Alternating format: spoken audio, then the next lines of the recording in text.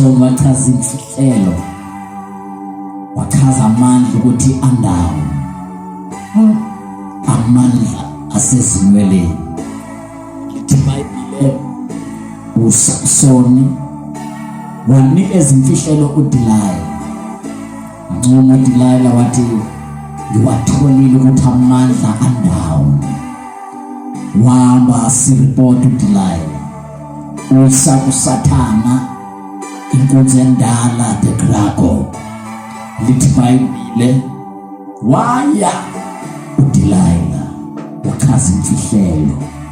Angazi imfihlelo yakho ichazele uDelilah, yazi imfihlelo yakho ichazele uSathana ngenxa yoba-careless.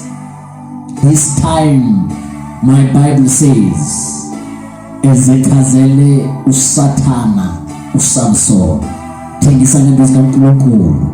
Into zikaNkulunkulu zifumana kanzima, into zikaNkulunkulu zifumana kanzima, into zikaSomandla azifumaneki nje. Sibona uSamson selithole ilanga, thengise ngento zikaNkulunkulu, thengise ngento zikamani, ngento ezamani.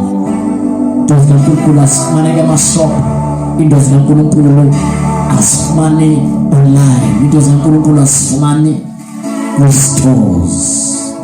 Thengisa ngamandla into esafariswayo, into encanyelwayo.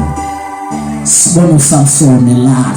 Bangapha abantu kwezinsuku abalahla into kaNkulunkulu, abayifumane very expensive, abayifumane very difficult.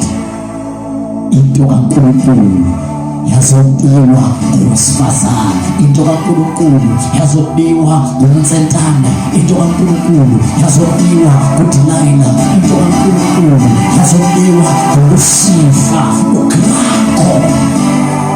Wathengisa ngayo. Kanti iBhayibheli ifundayo le ndoda yazisola ngoba iva amandla asukile, iva amandla athengise ngawo, iva inceba esukile, yaba buhlungu enhliziyweni yayo.